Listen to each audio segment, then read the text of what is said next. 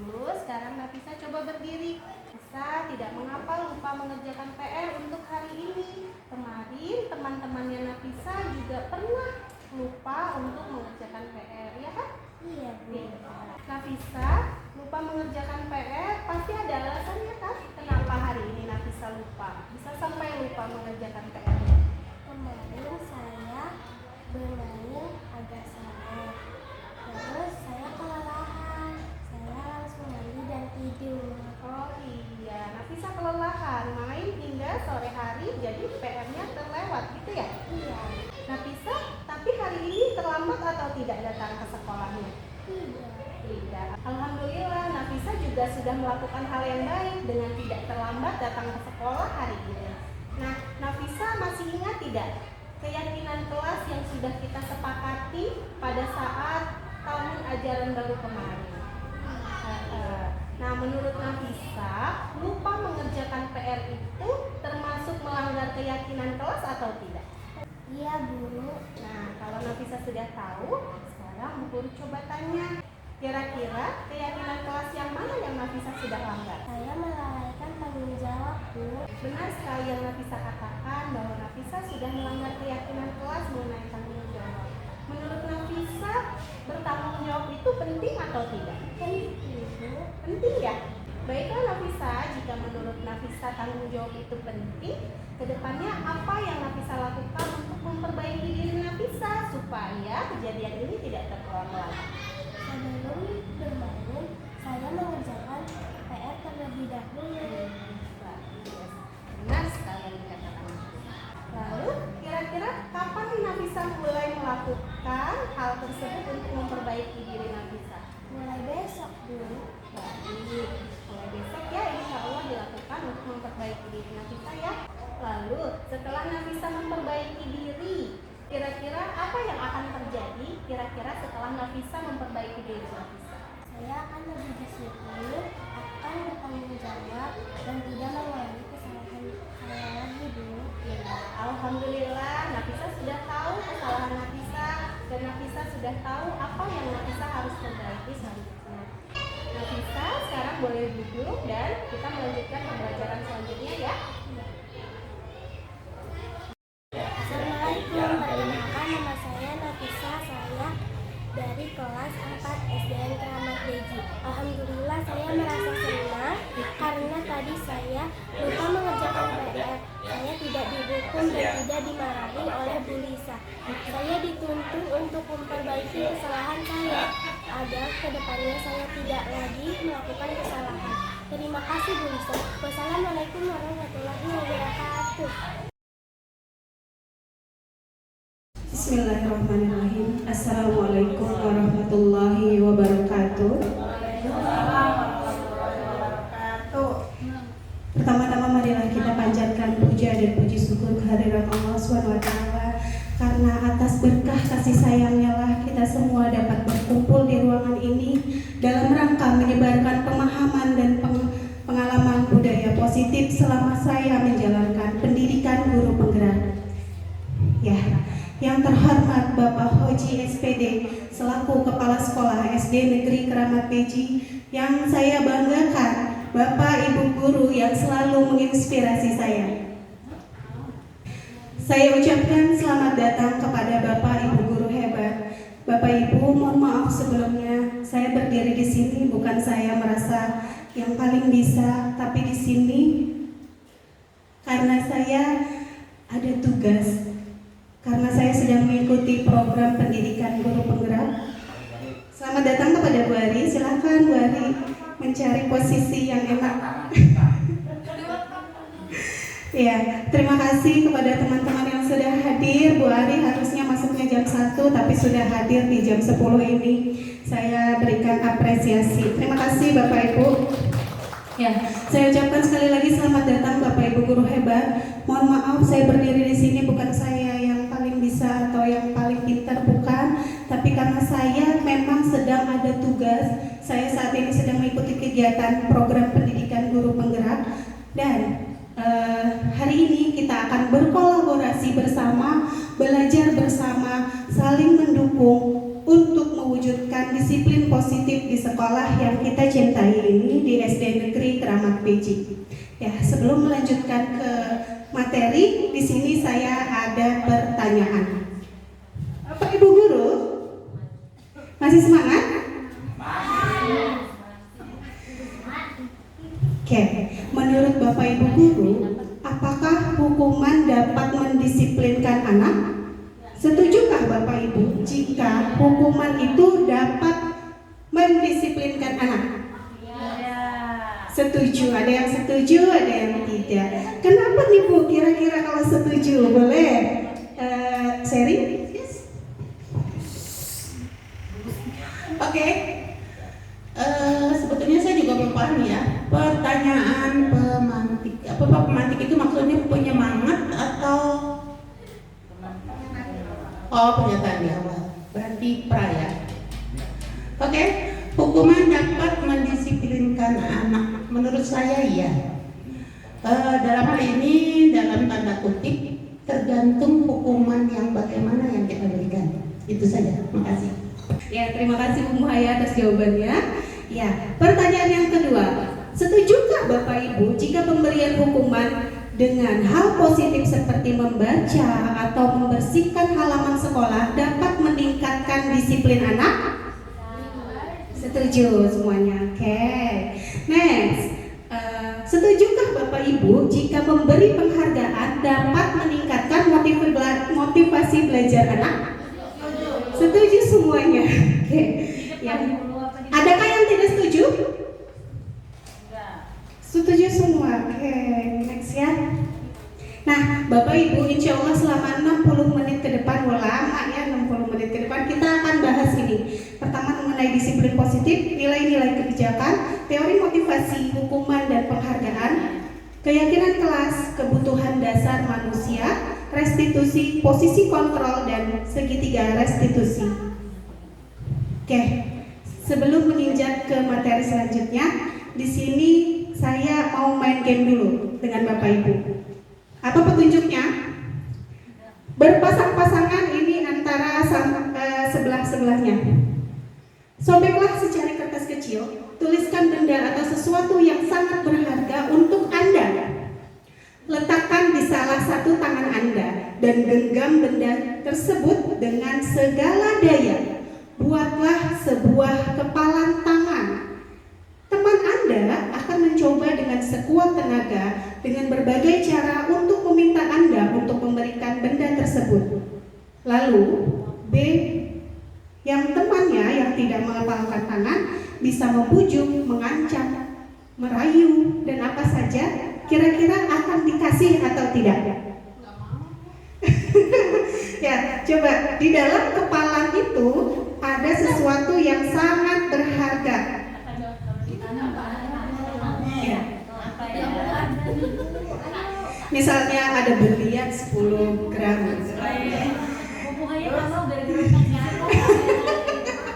Jangan biji jeruk, anggap itu sesuatu yang berharga. Nah, kira-kira mau nggak memberikan sesuatu yang sangat berharga kepada rekannya? Mau nih saya berikan. Ada yang mau? Tidak. Ada yang mau? Tidak mau ya. Itu mau karena biji jeruk, karena itu sampah. Oke. Iya Pak. Ya. Nah, tidak ada yang mau ya tadi memberikan hal yang sangat berharga kepada teman walaupun dengan segala daya. Itu artinya apa ya Bu ya? Artinya apa? Artinya itu Anda tidak bisa mengontrol orang lain. Yang bisa mengontrol diri Anda adalah diri sendiri. Nah, ini sekelumit yang akan kita pelajari hari ini. Nih ya, mengenai teori motivasi, posisi kontrol, segitiga restitusi. Nah, tadi yang bisa mengontrol diri kita adalah diri kita sendiri. Sepakat? Sepakat. Tadi sudah dibuktikan ya, bermain dengan teman dengan kepalan tangan. Nah, di sini makna disiplin belajar kontrol diri dengan menggali potensi kita agar tercapai tujuan yang mulia, yaitu sesuatu menjadi seseorang yang kita inginkan berdasarkan nilai-nilai yang kita hargai. Oke, menurut Bapak Ibu makna disiplin itu apa ya? Tertib. Tertib, oke, boleh bilang? Menaati aturan yang ada. Menaati aturan yang ada. Oke, terima kasih. Ternyata itu disiplin itu pada awalnya, nih, makna disiplin artinya belajar. Tapi di dalam budaya kita, makna disiplin telah berubah menjadi sesuatu yang dilakukan seseorang pada orang lain untuk mendapatkan kepatuhan. Nah, disiplin ini cenderung merasa tidak nyaman tadi ya, tertib, menaati peraturan, padahal disiplin sendiri artinya adalah belajar. Nah, situ ya Bapak Ibu. Oke. Ini siapa Bapak Ibu? Ya, Ki Hajar Dewantara berkata bahwa merdeka itu artinya tidak hanya terlepas dari perintah. Tidak hanya terlepas dari perintah, tapi juga cakap memerintah diri sendiri, tadi mengontrol diri kita sendiri. Setuju dengan apa yang dikatakan Bapak Ki Hajar Dewantara? Setuju. Next ya. Nah, selanjutnya kita masuk ke materi berikutnya, yaitu nilai-nilai kebajikan universal. Nah, nilai-nilai kebajikan yang ingin dicapai itu oleh anak Indonesia adalah yang kita kenal sebagai profil pelajar Pancasila. Apa aja ya bunyinya Bapak Ibu ya profil pelajar Pancasila itu? Pancasila beriman dan bertakwa pada Tuhan yang esa dan berharap mulia, berkebinekaan global, gotong royong mandiri, kreatif dan bernalar kritis. Ya, itu adalah tujuan yang ingin dicapai kita, anak-anak kita di rumah, anak-anak kita di sekolah. Kita pengen mereka memiliki nilai-nilai yang ada di depan ini ya. Yang pertama beriman, mandiri, bernalar kritis dan seterusnya. Setuju ya Bapak Ibu? Setuju. Oke, kita masuk ke materi selanjutnya. Cepet banget ya. Saya belum dapat, Bu. Oke, teori selanjutnya yaitu motivasi perilaku manusia. Nah, motivasi ini Bapak Ibu ada yang berasal dari eksternal, ada yang berasal dari internal. Contohnya kita nih, kalau kita misalnya absen, itu karena kita malu, aduh takut gajinya dipotong nih kalau terlambat gitu. Jangan suka bilang-bilang. Ya, kira-kira kalau saya absen karena takut gaji saya dipotong, itu motivasinya dari eksternal atau internal? Eksternal. Nah, kalau sekarang Bapak Ibu hadir di sini jawab dengan jujur. Kira-kira motivasinya dari eksternal atau internal nih Bapak Ibu? Ya, internal selesai. Internal, Masya Allah. Terima kasih. Terima kasih Bapak Ibu. Ya, mudah-mudahan yang hadir di sini motivasinya dari internal ya, bukan dari eksternal. Bukan dari eksternal, nggak enak mau bulisan kalau nggak datang gitu ya. Tapi difokuskan, ditujukan memang kita mau belajar bersama, insya Allah nanti lebih berkah, banyak ilmu yang didapatkan. Amin, gitu ya. Nah, itu tadi motivasi ada eksternal dan internal. Kalau motivasi eksternal itu, kita itu apa yang akan terjadi bila saya tidak melakukannya? Contohnya tadi, kalau saya absen, waduh, gaji saya dipotong. Berarti itu pengaruh dari luar. Nah, lalu motivasi eksternal lagi, apa ya yang akan saya dapatkan apabila saya nggak melakukannya? Misalnya, saya nggak ngajar nih seminggu. Waduh, apa yang kira-kira akan saya dapatkan? Nah, itu pengaruhnya masih dari luar. Nah, kalau dari dalam diri kita sendiri, misalnya tadi ibu datang pagi itu karena pengen menyambut siswa, pengen mengajar, memang datangnya dari diri sendiri, bukan karena takut gajinya dipotong misalnya kalau terlambat. Aduh. Oke, nah lanjut ke hukum versus konsekuensi. Apa ya kalau hukuman itu ya Bu? Hukuman boleh? Menurut saya ya, hukuman itu sebenarnya sesuatu hal yang membuat anak mengalami sebuah trauma karena kita memberikan sesuatu itu yang bersifatnya itu verbal. Kalau konsekuensi apa ya Bu menurut Ibu?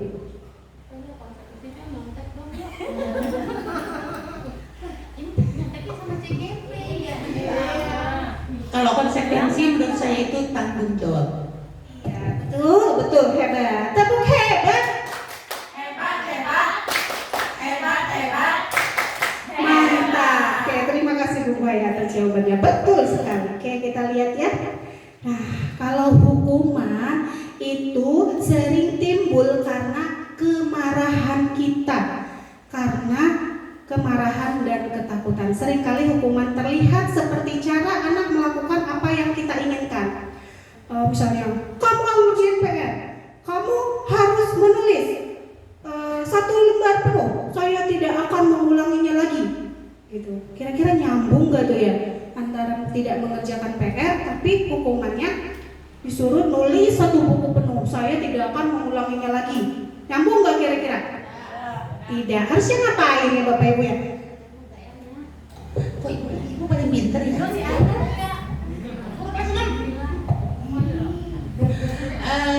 Kalau anak tidak mengerjakan PR, memberikan hukuman kepada anak tergantung pelanggaran apa yang dia lakukan. Misalkan dia tidak menyelesaikan tugas matematika. Nah, dalam matematika itu soalnya seperti apa? Ya, itu yang kita berikan soal, diulang soalnya seperti itu gitu. Terima kasih Bu Muhaya, karena Bu Muhaya duduknya di depan, jadi Bu Muhaya lagi, Bu Muhaya lagi. Ini memang senior saya Bapak Ibu, saya banyak belajar dari beliau, Masya Allah. Oh, ya, hukuman itu timbul karena kemarahan dan ketakutan. Hal ini bisa merusak hubungan kita dengan anak-anak. Tapi pernah nggak sih kita sebagai guru pasti pernah ya melihat anak-anak kita di rumah ataupun di sekolah. Nah, ternyata itu salah. Sebaiknya kita adakan konsekuensi tadi. Konsekuensi adalah perilaku yang berfokus mengajarkan bagaimana anak itu bertingkah laku lebih baik untuk perbaikan selanjutnya. Nah, mengajarkan anak untuk bagaimana cara menyelesaikan masalah dan bagaimana anak bertanggung jawab. Nah, ini ada soal nih. Tindakan. Di sini Bapak Ibu boleh isi hukuman atau konsekuensi. Saya bacakan ya. Mencatat 100 kali di dalam buku kalimat saya tidak akan terlambat lagi karena terlambat sekolah. Kira-kira hukuman atau konsekuensi? Hukuman. Lari mengelilingi lapangan basket. Hukuman. Murid diminta push up 15 kali karena tidak menggunakan masker. Hukuman. Menggantikan kertas tugas teman yang telah dicoret. Konsekuensi. Wah, keren nih Bapak Ibu. Membersihkan tumpahan air di meja karena tersenggol saat belajar. Konsekuensi. Murid diminta untuk mengenakan sepatu seharian di sekolah karena tidak mengenakan sepatu hitam. Hukuman. Oke, diingat-ingat ya, tadi nanti ada jawabannya kira-kira benar berapa nih. Lalu terakhir, lari mengelilingi lapangan basket. Hukuman. Zreng nih. Nah, benar semua? Salah satu? Benar semua? Tepuk tangan, tepuk hebat.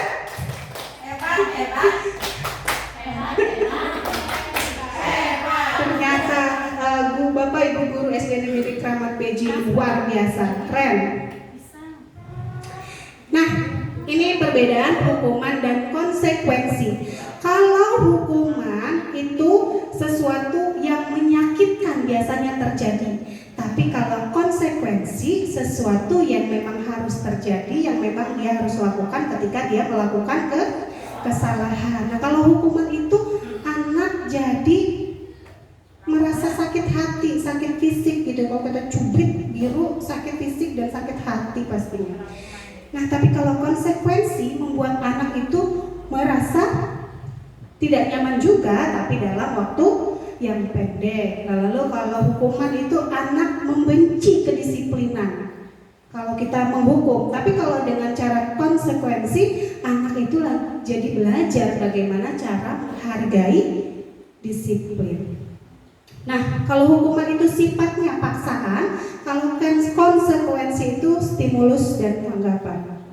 Nah, iya. Nah, kalau hukuman itu membuat anak merasa marah, bersalah, kayak dipermalukan, merasa tidak dihargai. Tapi kalau konsekuensi itu kehilangan hak, dibuat tidak nyaman, diasingkan hanya untuk sementara.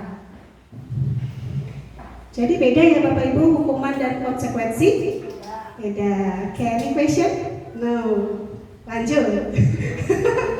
Ya, selanjutnya restitusi. Apa ya itu restitusi? Ada yang tahu restitusi itu apa?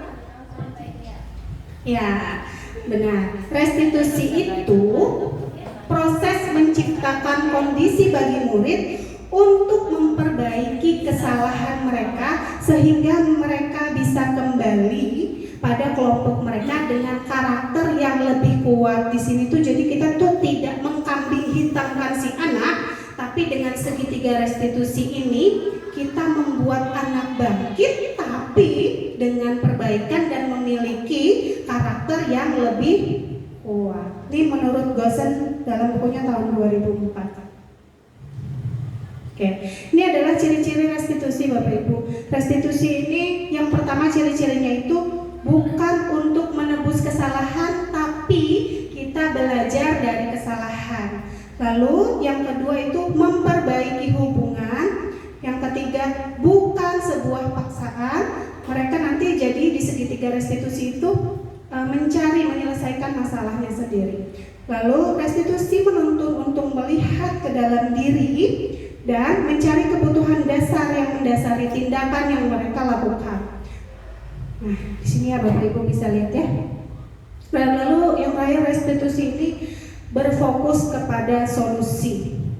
Restitusi mengembalikan murid yang berbuat salah pada kelompoknya. Oke, next. Nah, ini kemarin contoh restitusi yang sudah saya lakukan. Kemarin saya buat ini sempat diprotes sama anak-anak. Bu, kan saya nggak ngerjain PR udah minggu lalu, Bu. Karena kok baru disuting sekarang, Bu? Iya, Ibu ada tugasnya baru sekarang gitu ya. Ini adalah contoh segitiga restitusi yang sudah saya lakukan Bapak Ibu. Ini Nafisa dia lupa mengerjakan PR. Gak ada suaranya ya. Nah di sini saya bertanya, yang pertama tahapannya adalah menstabilkan identitas. Saya bertanya kepada murid saya, apa yang dilakukannya sehingga tampak gelisah. Ternyata dia sedang mengerjakan PR. Lalu saya bertanya mengapa, apa alasan yang dia lakukan sampai tidak mengerjakan PR, padahal biasanya mengerjakan gitu ya. Nah, kenapa alasannya tidak mengerjakan PR? Udah full padahal. Nah, lalu selanjutnya saya menanyakan keyakinan kepada murid saya, kira-kira menurutmu hal yang kamu lakukan ini benar atau tidak? Lalu apa selanjutnya tindakan yang akan kamu lakukan agar kejadian ini tidak dilakukan kembali? Menanyakan keyakinan.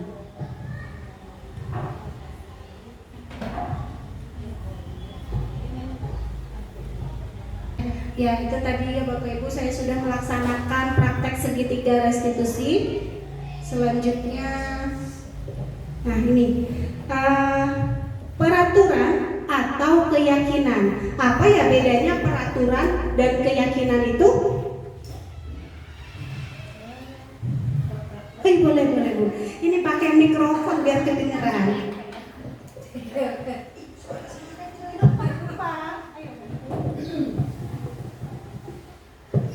Menurut saya, kalau peraturan itu adalah tuntunan yang harus dikerjakan yang berasal dari luar. Sementara keyakinan itu adalah dari dalam diri kita sendiri, bahwa itu tuh yakin gitu, kita kerjakan seperti itu. Benar sekali, terima kasih Bu Rogaya. Tepuk hebat.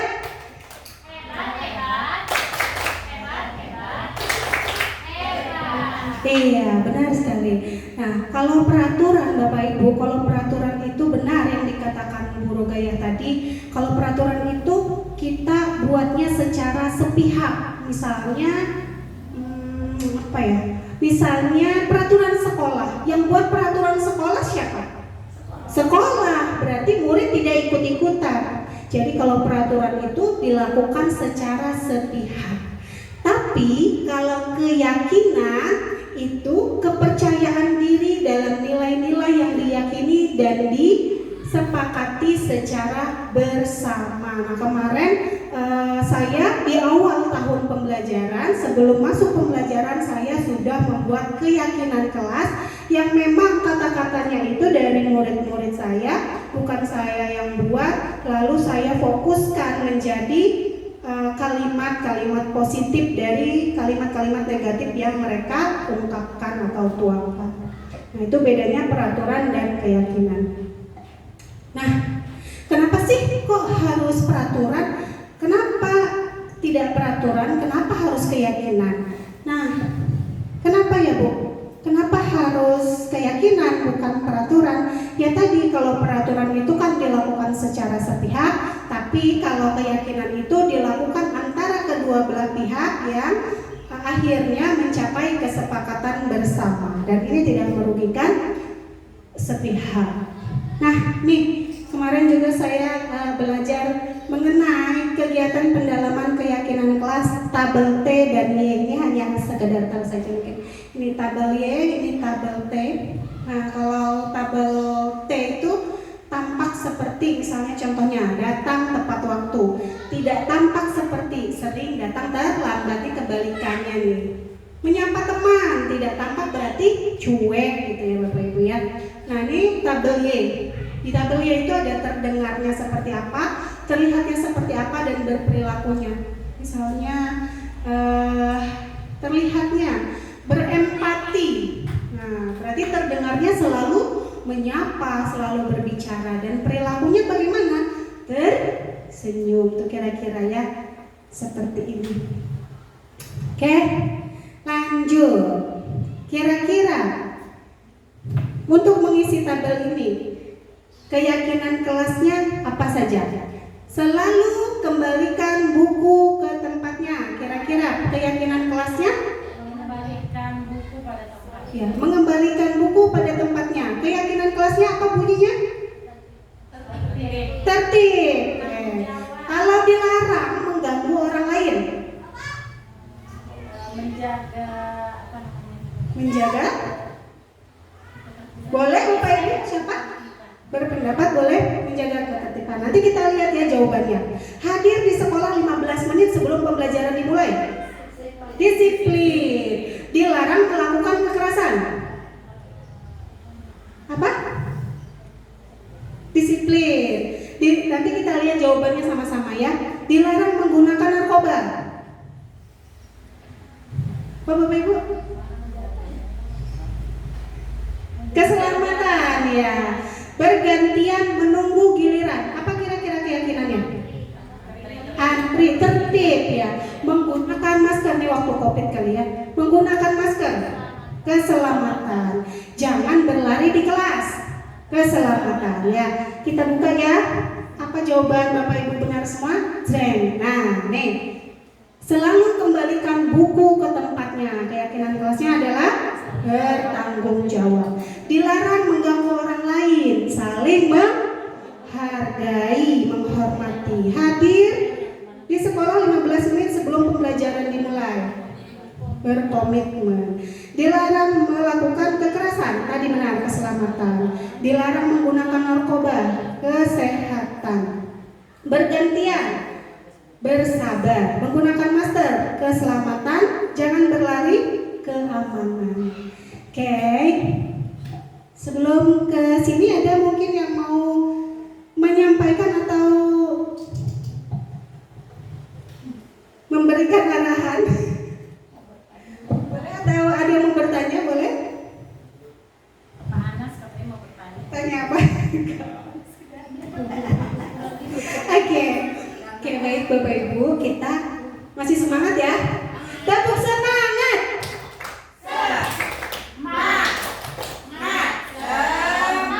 Oke, terima kasih. Kita next. Kebutuhan dasar manusia. Nah, kita nih Bu manusia. Kebutuhan kita manusia itu yang pertama apa? Bertahan hidup ya pokoknya itu ya. Kita itu ya yang pertama itu bertahan hidup. Bertahan hidup di sini sifatnya fisiologis, yaitu makan, tempat tinggal gitu kan, itu kan yang pokok yang penting gitu kan. Tidak berarti semuanya nggak penting ya, tapi ini yang pokoknya adalah bertahan hidup. Selain bertahan hidup itu kita juga butuh kasih sayang dan rasa diterima. Betul tidak Ibu? Betul tidak Bapak? Betul. Kita juga butuh penguasaan, kesenangan. Betul tidak manusia kita butuh kesenangan? Biasanya kalau Bapak Ibu kesenangannya apa ini? Shopping, Masya Allah. Nah, lalu Bapak Ibu kebutuhan dasar yang terakhir yaitu kebebasan. Benar tidak kita butuh kebebasan? Nah, apa tuh dalam hal apa? Berpendapat ya. Next. Katanya Bu Muhaya mau nanya. Mau nanya apa Bu Maya? Kenapa love-nya begini tandanya? Love-nya mana ya? Oke, nanti. Oke, next ya Bapak Ibu ya. Nah, kita sekarang memasuki posisi kontrol. Bapak Ibu, kita tidak bisa pungkiri kita pernah sebagai penghukum, sebagai pendidik. Saya nih Bu terutama ya, sebagai penghukum, pembuat rasa bersalah nih dulu yang sering saya lakukan. Sebagai teman, pemantau, manajer. Nah, ini adalah posisi kita sebagai seorang pendidik. Kira-kira posisi Bapak Ibu ada di mana ya sekarang? Saya kembali ke masalah hukuman ya. Kita selama ini pengertiannya menghukum itu bukan berarti kita nggak cinta, bukan berarti kita tidak sayang atau tidak memperhatikan anak tersebut. Sebetulnya intinya kita menghukum itu ingin anak itu bisa lebih baik, lebih maju gitu loh, lebih disiplin. Pengertian kita seperti itu. Cuma caranya kali ya yang sekarang itu agak berbeda. Kalau dulu kita memberikan hukuman bukan berarti kita sebel atau nggak suka gitu. Sebetulnya hukuman itu kita berikan karena kita sayang. Kita menginginkan anak itu ada perubahan gitu. Mungkin ada sedikit cara yang mungkin bisa dikatakan kalau sekarang itu sepertinya keliru kalau kita terapkan lagi cara yang seperti itu. Karena sekarang itu ada lagi cara satu ilmu yang satu solusi untuk kita bagaimana memberikan hukuman tapi anak tidak merasa dihukum. Dia tetap merasa dihargai, dia merasa disayang gitu ya. Sekalipun pada dasarnya dulu juga kita memang menyayangi, cuma cara kita yang berbeda.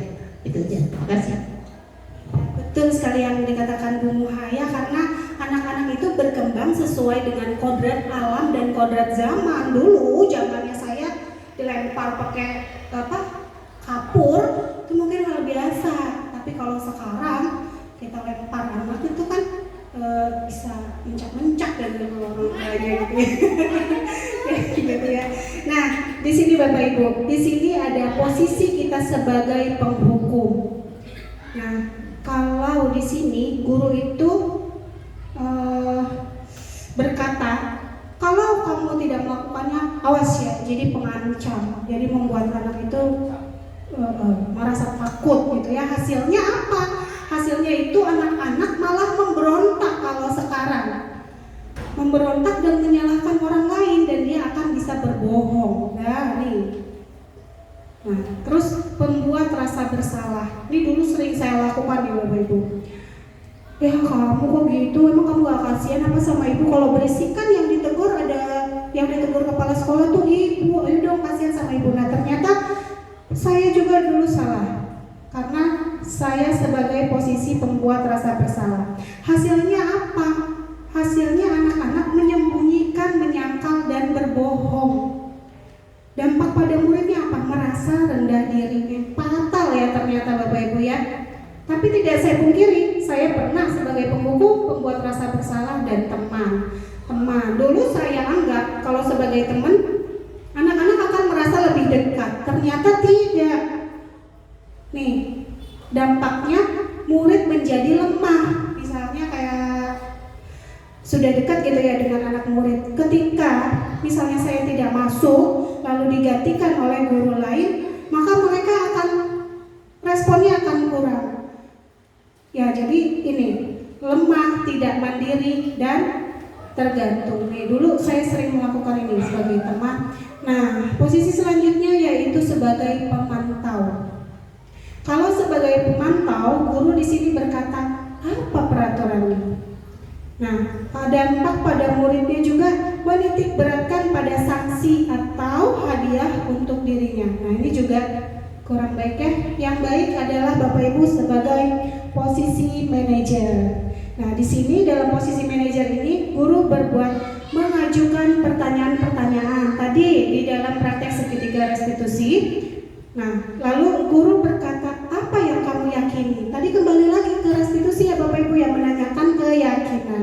Lalu hasilnya apa? Dampak dari segitiga restitusi tadi menguatkan pribadi anak. Lalu keterkaitan dengan dunia berkualitas, murid meletakkan dirinya sebagai individu yang positif dalam dunia berkualitas. Lalu dampak pada muridnya apa? Mengevaluasi dirinya, bagaimana cara memperbaiki dirinya yang timbul dengan atas kesadaran diri murid tersebut. Jadi di sini kita dituntut untuk menjadi posisi manajer. Tapi ya saya baru belajar di Bapak Ibu kemarin. Tapi namanya kita lihat anak-anak ya kayak kemarin sholat duha, pagi sholat dudurin celana. Padahal saya udah belajar tuh restitusi. Tapi kan langsung saya posisinya berubah jadi pemukul. Hei, ngapain kamu gitu langsung ya. Ya nih. Ya walaupun saya sudah belajar ini tadi baru belajar ini kemarin. Ketika ada yang seperti itu saya tetap melakukan sebagai penghukum. Itulah saya ya. Jadi contoh Bapak Ibu. Nah, inilah segitiga restitusi. Yang pertama, kita menstabilkan identitas. Nih, menstabilkan identitas dulu. Guru berkata, misalnya seperti tadi, ketika murid saya tidak mengerjakan PR, hal yang pertama saya menstabilkan identitasnya.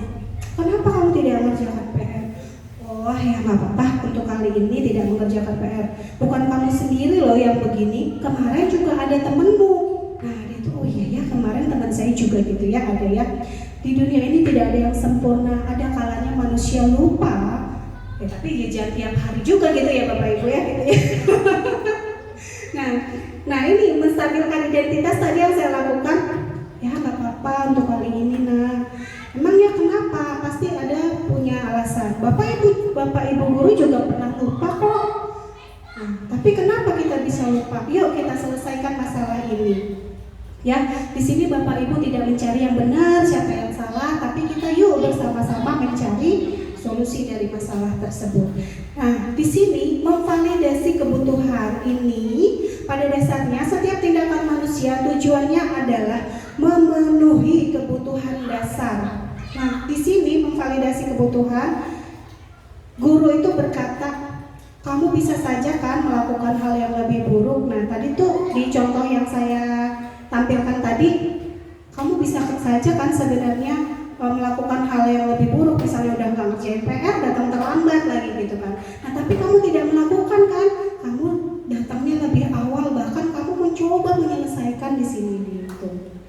Nah, kamu boleh tetap berusaha menjaga sikap itu, tapi tambahan sikap yang lain yang baru. Nah, lalu kita tanyakan, kebutuhannya. Apakah kamu bisa melakukan dengan lebih baik lagi? Gitu. Nah, lalu selanjutnya yang tahap terakhir segitiga restitusi menanyakan keyakinan. Lalu kita kembalikan ke keyakinan kelas yang kita sepakati bersama. Makanya dulu setiap awal tahun itu saya membuat keyakinan kelas bersama. Nah, tadi di video itu saya berkata, kau masih ingat gak keyakinan kelas yang kita sepakati dulu? Apa ya kira-kira? Apa nilai yang kita percaya di sekolah atau di kelas kita? Kamu dengan kejadian ini pengen jadi seperti apa? Setelah kamu melakukan ini, apa yang kamu rasakan? Lalu ke depannya kamu akan menjadi seperti apa? Nah, jadi di sini jawabannya yaitu memberikan solusi bagi diri dia sendiri gitu Bapak Ibu. Ya Bu, besok supaya gak lupa ngerjain PR, saya pulang sekolah sebelum main akan saya kerjakan dulu. Jadi kalau sampai sore mainnya terus saya ketiduran, itu nggak akan terjadi lagi. Jadi solusinya datang dari dirinya sendiri. Oke, ini yang terakhir Bapak Ibu, refleksi. Silakan, di sini ada 4 pertanyaan. Boleh satu orang satu. Setelah ini sudah. Oke, Bapak mau jawab nomor berapa Pak? Nggak ada Pak nomor berapa. Boleh.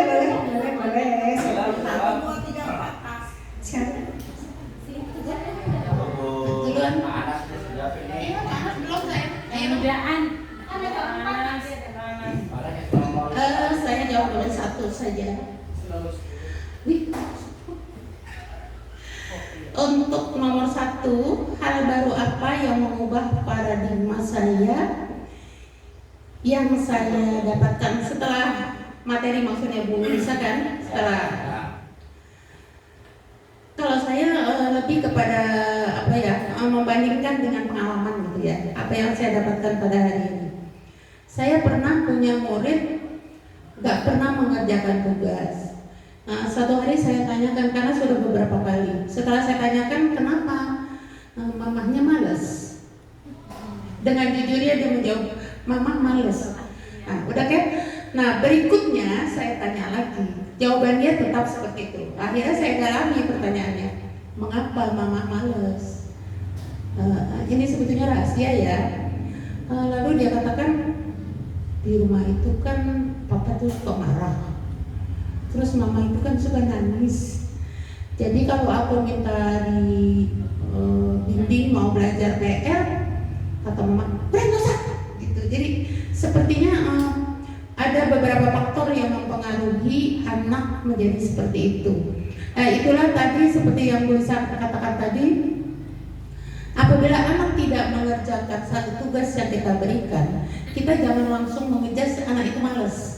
Jadi kita juga perlu mempelajari mengapa dia bisa seperti itu, dan usahakan ekspresi kita bertanya itu memancing dia untuk jujur, tidak memancing dia tambah takut gitu ya, lalu memancing dia untuk jujur, merasa dia itu punya perlindungan. Mungkin di rumah dia merasa agak kurang dihargai atau mungkin kurang dikasih sayang. Nah, di sekolah itu kita menanyakannya lebih kepada pendekatan yang memancing dia untuk malah sampai nangis gitu ya. Jadi dia kepengen curhat gitu. Akhirnya dia curhat. Akhirnya saya merasakan dia ada beberapa hal yang merasa di rumah itu tidak dia dapatkan gitu. Jadi memang alangkah baiknya kalau anak itu tidak mengerjakan sesuatu yang kita tugaskan, kita perlu mendalami, perlu mempelajari mengapa dia tidak mengerjakan. Nah, jadi saya membandingkan dengan materi yang sekarang saya dapatkan, memang ternyata kita harus bersikap yang seperti itu, karena akhirnya anak itu dapat berterus terang, jujur menyampaikan alasannya, lalu kita juga sebagai guru bisa memberikan satu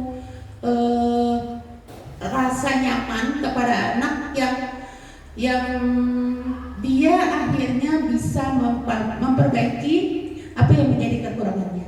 Itu saja. Terima kasih. Luar biasa. Tepuk hebat.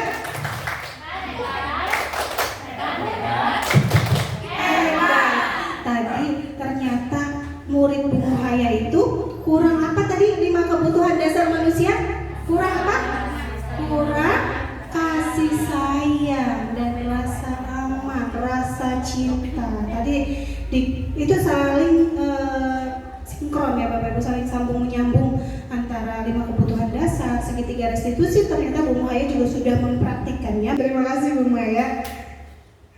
Oke, pertanyaan kedua, silakan. Bu Pion. Apa itu? Perasaan apa yang muncul?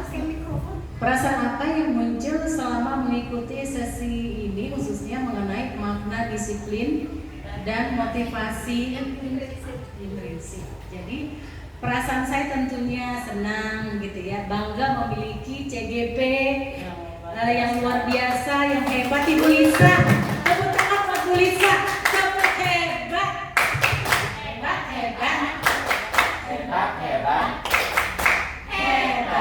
Iya, jadi sangat bangga, senang gitu ya punya teman yang bisa mengikuti guru penggerak yang memberikan saya juga kepada rekan-rekan yang lainnya itu memberikan sebuah pencerahan ya, paradigma bagaimana tentang disiplin yang harus kita terapkan di sekolah kita ini dengan menggunakan budaya positif itu ya.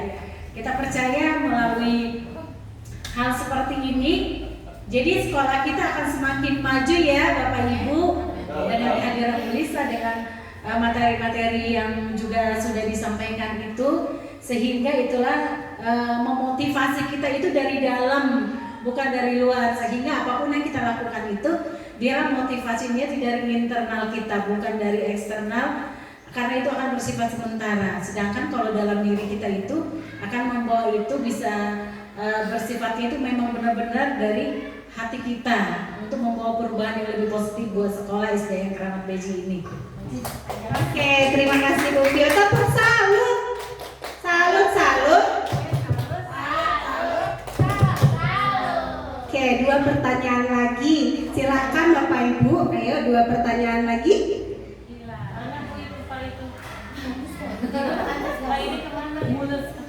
Baik, nomor 3 ya. Peran Abang seperti apakah yang saya telah lakukan selama mengikuti modul ini? Ya, hampir dari tadi ada 5 ya. Ada 7 ya. Oh, ada 7. Saya sebagai peran saya ya sebagai sebagai guru yang tadi ada yang mengatur ya, ada yang memberi hukuman ya. Ya, saya mengalami kelima tadi, tapi saya lebih belajar untuk bagaimana baiknya sebagai guru yang sebagai guru manajer ya, yang memberikan efek yang lebih baik kepada siswa. Ya itu saja. Terima kasih atas pencerahannya, Bu Riza. Tepuk hebat.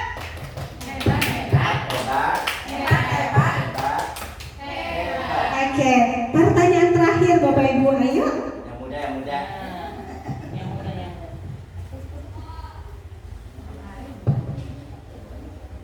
Kalau menjawab nomor 2 boleh.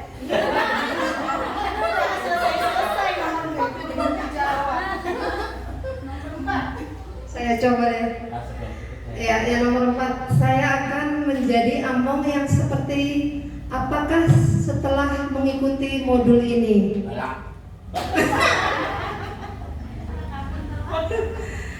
Ya, di sini alhamdulillah saya belajar sekali itu tentang tadi yang Bu Lisa sampaikan, dan itu merupakan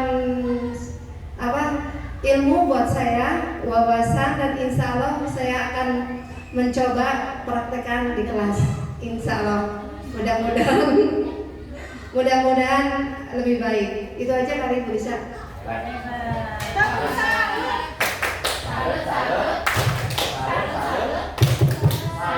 Oke, ya Bapak Ibu, di sini udah slide terakhir nih. Alhamdulillah Bapak Ibu sudah membersamai saya selama 60 menit. Bapak Ibu, saya ucapkan terima kasih atas sharingnya hari ini, atas kolaborasinya hari ini.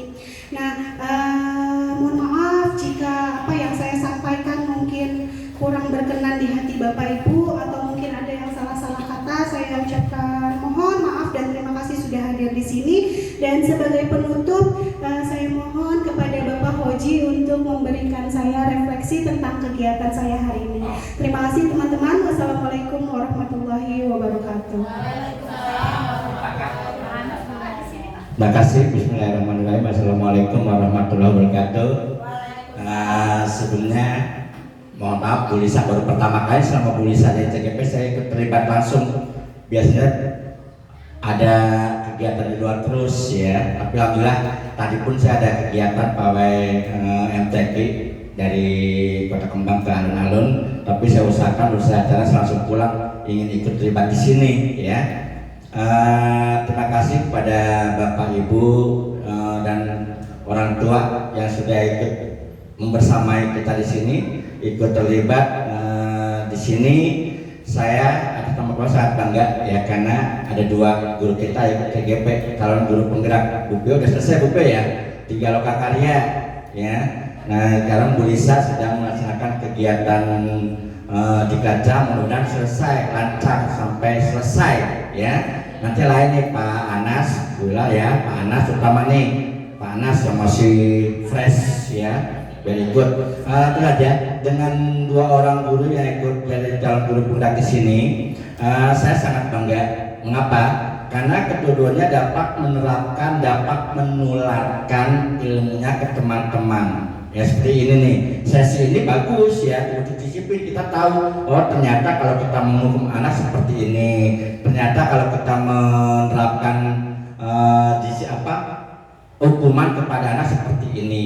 Karena memang kemarin juga saya sudah juga bahwa sekarang ini di Gedung Merdeka kita tidak boleh sembarang memberikan hukuman. Ya apalagi sekarang kita dengar di TV kan, mau kita baik, tapi akibatnya apa? Dilaporin polisi gitu kan. Nah, terutama kalau kita berikan hukuman misalkan anak terlambat. Kalau bukan anak kan terlambat tunggu di luar atau tidak mengerjakan PR, mengerjain di luar gitu kan ya. Nah, itu udah nggak boleh lagi. Mengapa? Alasannya pertama, kalau kita anak terlambat tidak boleh masuk, pertama anak akan tertinggal dengan pelajarannya. Itu. Yang kedua, mental anak pun akan down, akan merasa rendah diri. Kemudian kalau anak tersebut tidak melakukan PR, kasih dari luar tanpa bimbingan, bisa lihat kadang-kadang anak-anak kalau tidak melakukan PR di luar, ya itu sebetulnya maksud kita sih baik ya, agar anak punya tanggung jawab dan disiplin, ya. Tapi kalau sekarang untung aja kita di sini orang tua masih banyak yang sangat pengertian, ya. Maksud guru di sini memberikan hukuman itu adalah bukan karena benci, bukan karena nggak sayang, tapi maksud untuk menanamkan rasa disiplin tanggung jawab anak ya. Tapi alhamdulillah dari sesi ini, tapi tadi kita punya tentang kegiatan disiplin positif anak juga sangat bagus sekali. Jadi ada perwakilan tua ya. Nanti kalau ada bu guru yang memberikan hukuman ya bisa nanti ditukar pikiran bagaimana gitu kan. Dan guru-guru lain juga bisa menerapkan untuk di kelasnya masing-masing. Jadi bukan hanya tentang disiplin saja, tapi ilmu-ilmu yang lain dari guru penggerak ini juga sangat diharapkan supaya ditularkan ke rekan-rekan, agar rekan-rekan yang lain paham, oh sekarang ini kalau di Gedung Merdeka seperti ini, visi misi sekolah seperti apa, kesepakatan kelas seperti apa, semuanya pokoknya kita yang jadi guru penggerak ini bisa membimbing, bisa belajar bersama-sama. Bukan berarti kita menggurui ya, tapi kita sama-sama belajar, sama-sama saling mengisi, sama-sama saling melengkapi agar yang tidak ikut CGP bisa memberikan masukan kepada CGP, yang ikut CGP bisa menularkan ilmunya kepada yang belum ikut CGP. Ini harapan saya, semoga yang masih muda-muda ya. Kalau Bu Muhaya saya suruh, wah udah ada, apalagi Bu Gaya saya suruh sibuk banget, paling lagi jom di dapur mulu misalnya. Ya Bu Mahaya besok udah CGP semua ya, calon guru pensiun ya, karena pensiun. Kalau Bu Lisa dengan Bu Fioka calon guru penggerak, kalau Bu Mahaya mah calon guru pensiun. Terus tahun depan juga ya CGP juga ya, sama Pak Jamidin. Mudah-mudahan yang muda-muda gerak ya, harus gerak sebagai generasi penerus, sebagai generasi yang tua-tua ya, bisa memberikan semangat untuk bisa semangat lagi untuk ya bukan hanya CGP, misalkan ada PPG juga ya kan ada nih, semua pokoknya semuanya kalau di promosi Bapak yang masih muda, ayo ya Bu Pio sudah selesai dilakukannya tinggal nunggu SK ya Bu Pio ya, tinggal nunggu SK nya nanti ya. Bu, karena aja kepala sekolah sekali BJ aja Depok masih banyak sangat kurang kepala sekolah, di BJ aja 5 sekolah yang kosong, 5 sekolah yang kosong. Nah calon pula ini adalah di sebenarnya Bu Lisa dan Bu ini disiapkan untuk menjadi seorang pemimpin kepala sekolah saya sekarang. Kalau dulu zaman saya kan kepala sekolah itu dikat khusus buat kepala sekolah ya, selama 4 bulan 5 bulan terakhir itu khusus buat kepala sekolah. Kalau sekarang diangkat dari guru-guru calon penggerak ya, karena materi diklat pun nanti tentang ada kepemimpinan, tentang manajemen, tentang bagaimana seorang pemimpin mengelola suatu lembaga itu ada. Maka udah siap seperti itu ya, makanya mudah-mudahan nih yang mudah-mudahan karena sekarang krisis kepala sekolah di Depok masih sangat banyak sekali kurang kepala sekolah. Bisa dari angkatan CGP ini nanti siapkan nanti untuk menjadi calon kepala sekolah. Panas ya, juga maju Bu Ilal ya, Bu Ari insya Allah nanti bisa nyusul juga ya. Pokoknya yang muda-muda pokoknya jangan nyerah, harus lebih semangat lagi. Bu Lisa alhamdulillah ya sudah PPG sudah selesai, sekarang selesai PPG langsung CGP. Bu Pio CGP selesai, siap-siap untuk menerima SK-nya gitu kan. Bu Muhaya udah selesai, siap-siap menerima SK juga. SK pensiun. Nah itu ya. Jadi pokoknya harapan saya kepada 2 orang CGP yang di Kramat PJ ini, ayo kita bangun aja di Kramat PJ ini supaya menjadi sekolah yang lebih baik lagi, lebih maju lagi. Ilmu yang didapat selama mengikuti diklat CGP ini dapat diberikan kepada teman-teman. Hanya itu pesan saya, dan selamat kepada Bu selesai, Bu Lisa juga selamat mengikuti diklat, mudah-mudahan sukses, lancar, sehat sampai selesai. Hanya itu, dan mohon maaf saya selama ini tidak selalu mengikuti kegiatan karena memang bukan kegiatan pribadi, ada aja ya. Kalau ada kegiatan Bu Lisa, ada aja kegiatan yang harus saya ikuti di luar. Ya mudah-mudahan untuk kedepannya saya nggak mentok lagi ya, mudah-mudahan nggak mentok lagi. Itu mungkin dari saya. Mungkin mohon maaf. Wassalamualaikum warahmatullahi wabarakatuh.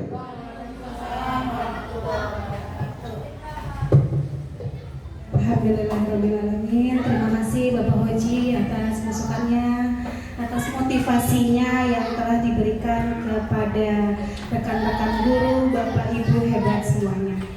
Teman-teman, sekali lagi saya ucapkan terima kasih atas kehadirannya. Mudah-mudahan sesi kolaborasi ini, sesi diskusi ini, sesi belajar bersama ini kita dapat mengambil ilmunya. Yang jelek-jelek jangan diingat-ingat, dibuang aja gitu ya Bapak Ibu ya. Yang bagus-bagusnya mudah-mudahan dapat diingat dan diterapkan kepada peserta didik kita. Terima kasih Bapak Ibu atas kehadirannya. Wassalamualaikum warahmatullahi wabarakatuh.